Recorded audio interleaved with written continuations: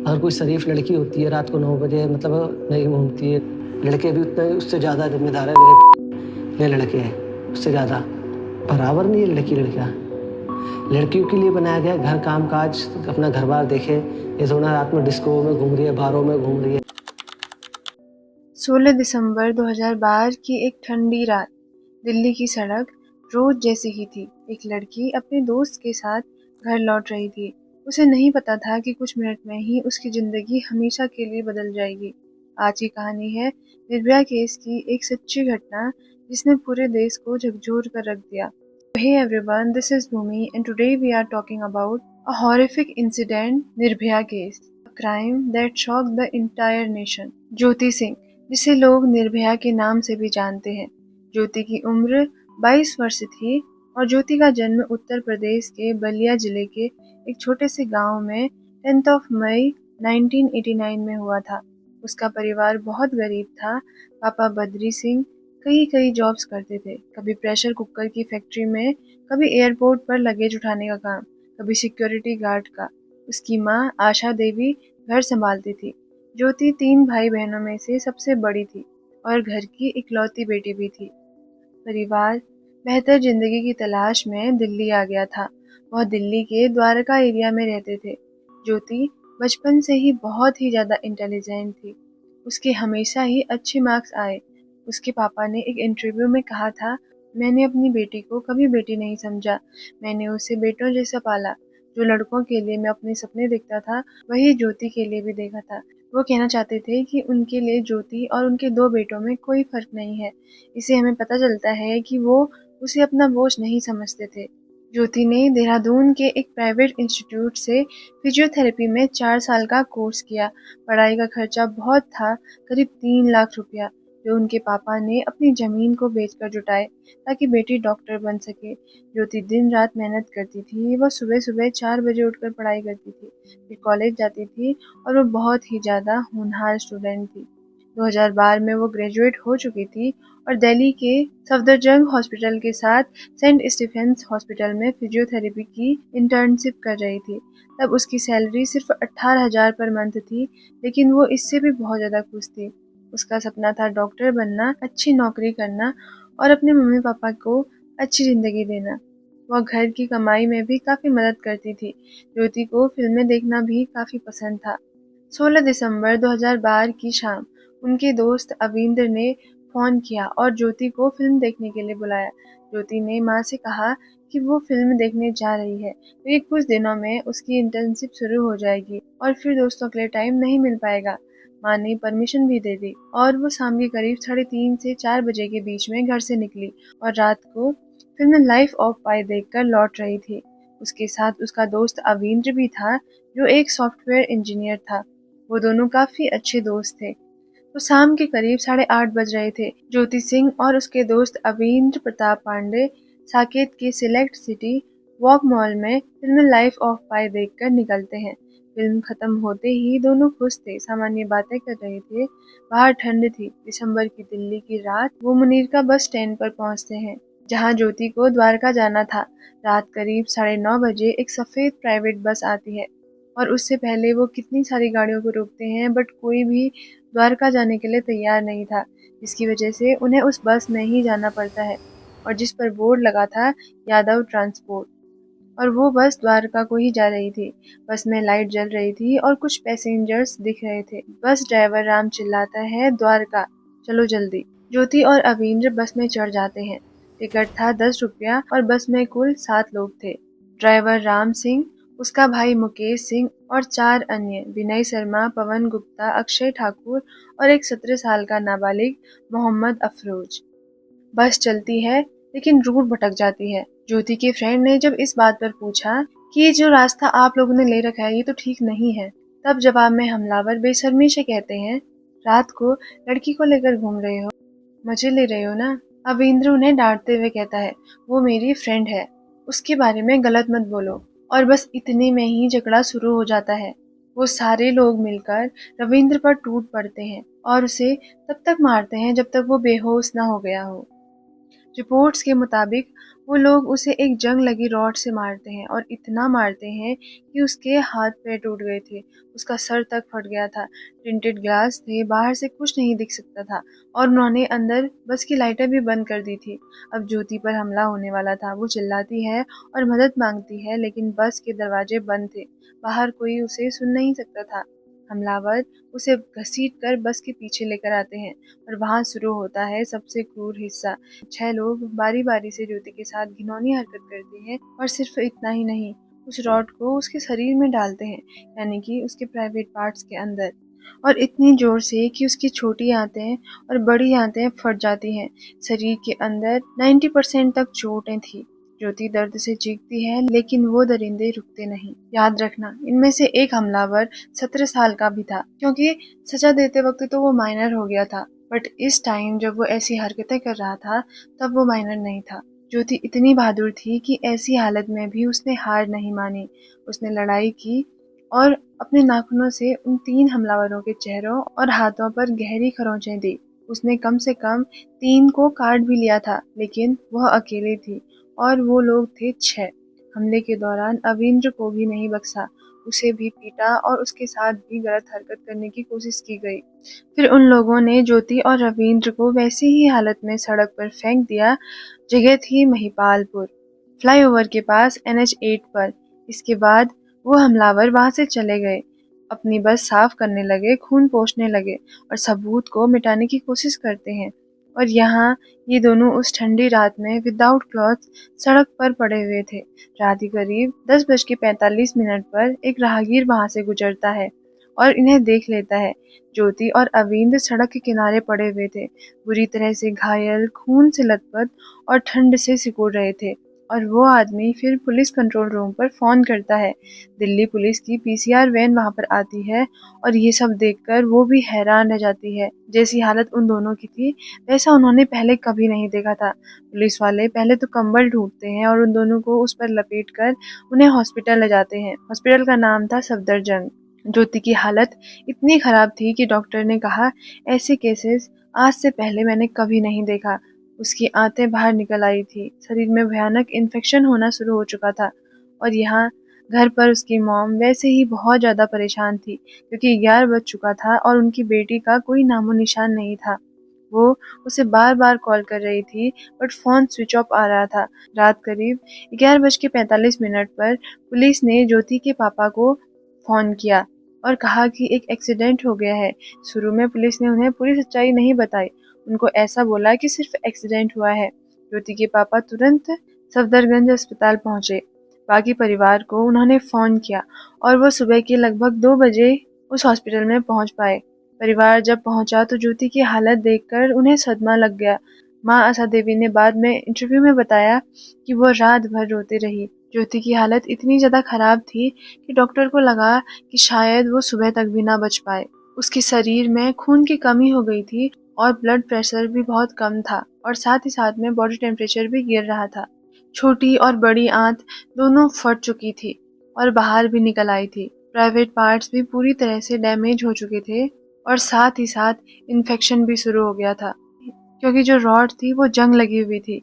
Brain में भी oxygen की कमी से डैमेज शुरू हो गया था। 16 दिसंबर से 19 दिसंबर तक पहली सर्जरी और शुरुआती इलाज हुआ। सफदरगंज हॉस्पिटल में इमरजेंसी टीम ने तुरंत काम शुरू किया। डॉक्टर BD अठानी और उनकी टीम ने ज्योति को इमरजेंसी में एडमिट किया। सबसे पहले ब्लड ट्रांसफ्यूजन किया गया, कई यूनिट ब्लड चढ़ाया, फिर मैकेनिकल वेंटिलेशन पर रखा गया, क्योंकि सांस लेने में उसे काफी दिक्कत हो रही थी। 19 दिसंबर को सबसे बड़ी सर्जरी हुई।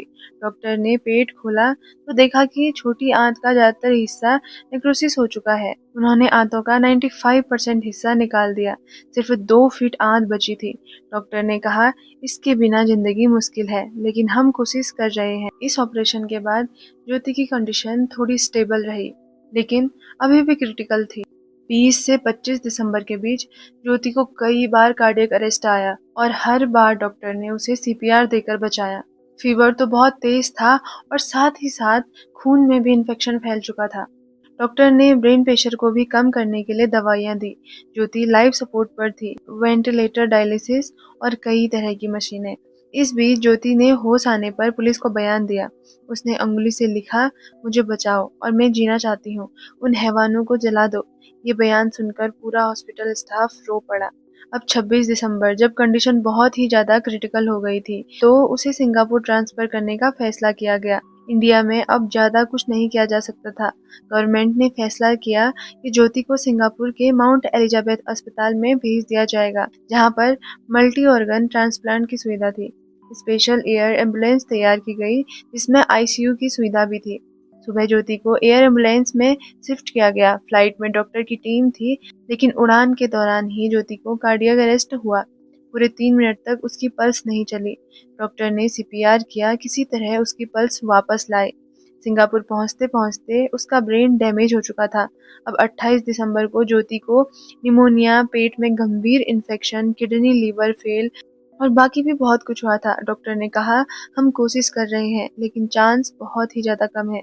19 दिसंबर 2012 सुबह के लगभग 4:45 एनसी पास्ट। डॉक्टर ने 15 मिनट तक रिस्टेट करने की कोशिश की, लेकिन सांस वापस नहीं ला पाए। इंडिया में उस टाइम लगभग रात के 2:15 हुए थे। सिर्फ 40 से 50 मिनट, बस इतने समय में एक मासूम सी लड़की की पूरी जिंदगी छीन ली गई। अब स्पेशल फ्लाइट से ज्योति का शव दिल्ली लाया गया। एयरपोर्ट पर हाई सिक्योरिटी थी। परिवार ने क्रिमशन किया। लाखों लोगों ने सड़कों पर मोमबत्ती जलाकर श्रद्धांजलि दी। ज्योति ने 13 दिनों तक मौत से लड़ाई की। डॉक्टर ने कहा था, ऐसे घाव के साथ कोई इतने दिन नहीं जी सकता। वो बहादुर थी, उसकी लड़ाई व्यर्थ नहीं जाएगी। ज्योति को श्रद्धांजलि देने के लिए बाहर हजारों लोग इकट्ठा थे, मोमबत्ती जलाकर चुपचाप खड़े। कोई नारे नहीं, सिर्फ दुख और गुस्सा। 30 दिसंबर से ही दिल्ली में लोग इंडिया गेट और रायसीना हिल पर जमा होने लगे। पहले तो शांतिपूर्ण था, मोमबत्ती मार्च, श्रद्धांजलि, लेकिन जैसे जैसे दिन बीते गुस्सा बढ़ता गया। हजारों लोग, ज्यादातर युवा लड़के लड़कियां, सड़कों पर नारा लगा रहे थे, निर्भया को इंसाफ दो। बेंगलुरु, मुंबई, कोलकाता, चेन्नई, हर बड़े शहर में प्रदर्शन शुरू हुआ। कॉलेज स्टूडेंट, ऑफिस गोइंग लोग सब सड़क पर थे। सोशल मीडिया पर हैशटैग दिल्ली गैंगरेप ट्रेंड कर रहा था। फेसबुक पर, व्हाट्सएप पर ब्लैक डॉट प्रोफाइल पिक्चर का कैंपेन चल रहा था। अविंद्र, जो घटना के दिन ज्योति के साथ थे, उनको भी काफी चोट आई थी, बट कैसे न कैसे उन्होंने रिकवर कर लिया, जो एक अच्छी बात है, क्योंकि बाद में उन्होंने कोर्ट में की आई विटनेस के तौर पर स्टेटमेंट दी। उनकी गवाही ने ही केस को और भी ज्यादा स्ट्रॉन्ग बनाया। अविंद्र का जिंदा बचना ही इस केस में सबसे बड़ा रीजन बना। सारे लोग सड़कों पर उतर चुके थे। पुलिस ने पहले तो बैरिकेड्स लगाए, लेकिन 22 दिसंबर से जब जनता काबू में नहीं आ पा रही थी, तो water cannon, tear gas, lathicharge आदि कराया गया। अब हम इस केस की इन्वेस्टिगेशन के बारे में बात करते हैं।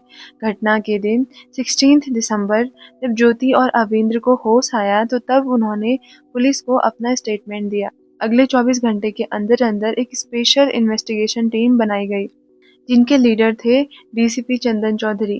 टीम में 20 से 25 अफसर रात भर जागे और अविंद्र ने बताया था कि सफेद बस थी और 6 आदमी थे। पुलिस ने हाईवे की सीसीटीवी फोटोज चेक करी और एक सफेद बस उन्हें वहां पर दिखाई दी, रूट भटक रही थी। उसका नंबर ट्रेस किया गया और जब वो बस अविंद्र को दिखाई गई, तो अविंद्र ने कंफर्म किया कि हाँ, यही बस थी। दी गई इन्फॉर्मेशन की बेसिस पर सस्पेक्ट को अरेस्ट किया गया। सस्पेक्ट में से सबसे पहले राम सिंह, जो इस बस का ड्राइवर था। 17 दिसंबर की सुबह पुलिस राम सिंह के घर पहुंचती है और उसे पकड़ा जाता है। राम सिंह के थ्रू पुलिस को उसके नेबर पवन गुप्ता, जो कि एक फ्रूट सेलर है, और विनय शर्मा, जो कि एक जिम इंस्ट्रक्टर था, उनकी इन्वॉल्वमेंट के बारे में भी पता चला। 18 दिसंबर पुलिस ने पवन और विनय दोनों को गिरफ्तार किया और राम सिंह का भाई मुकेश सिंह भी उसी रात इस केस में इन्वॉल्व था। मुकेश को पकड़ने के लिए पुलिस 17 दिसंबर को ही राजस्थान के लिए रवाना हो गई थी। करौली गांव पहुंचकर उन्होंने मुकेश को पकड़ लिया, जो अपने पेरेंट्स के घर पर छिपा हुआ था, और इसी तरह वो माइनर भी मोहम्मद अफरोज, जो सिर्फ 17 साल का था, उसे भी पकड़ लिया गया। और पूछताछ पर पता चला कि मोहम्मद अफरोज उन लोगों से उसी दिन मिला था। अक्षय भी इस बस में राम के साथ काम करता था। ये 6 के 6 वेल एजुकेटेड नहीं लग रहे थे, पुअर फैमिली से भी बिलोंग करते थे, जो दिल्ली में अपना रोजगार कमाने आए थे। 21 दिसंबर तक सारे 6 आरोपी कस्टडी में थे। पुलिस ने उनके खिलाफ मर्डर, किडनैपिंग और एविडेंस मिटाने के चार्जेस लगाए गए।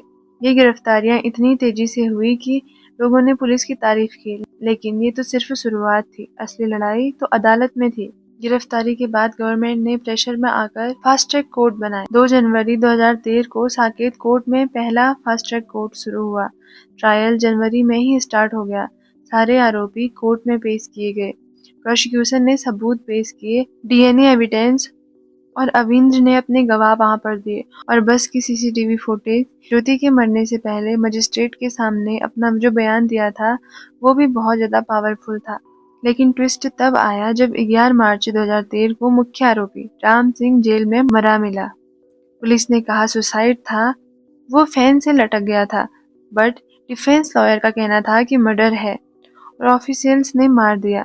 इंक्वायरी हुई लेकिन सुसाइड ही कंफर्म हुआ। अब बाकी 5 आरोपी बचे, 4 एडल्ट और 1 जुवेनाइल। माइनर का अलग से ट्रायल हुआ क्योंकि वो 17 साल 6 महीने का था। जुवेनाइल जस्टिस बोर्ड ने उसको अडल्ट मानने से इनकार कर दिया। 31 अगस्त 2013 को उसको रेप और मर्डर का गिल्टी पाया गया और मैक्सिमम सजा दी 3 साल। रिफॉर्म फैसिलिटी में वो दिसंबर 2015 में रिलीज हो गया, नई पहचान के साथ, और गवर्नमेंट ने उसे टेलर बनाने की ट्रेनिंग भी दी। बाकी चारों एडल्ट मुकेश, पवन, अक्षय और विनय का ट्रायल चल रहा था। 10 सितंबर 2013 को कोर्ट ने मर्डर और नेचुरल ऑफेंस का गिल्टी ठहराया। 13 सितंबर को सजा सुनाई, डेथ बाय हैंगिंग।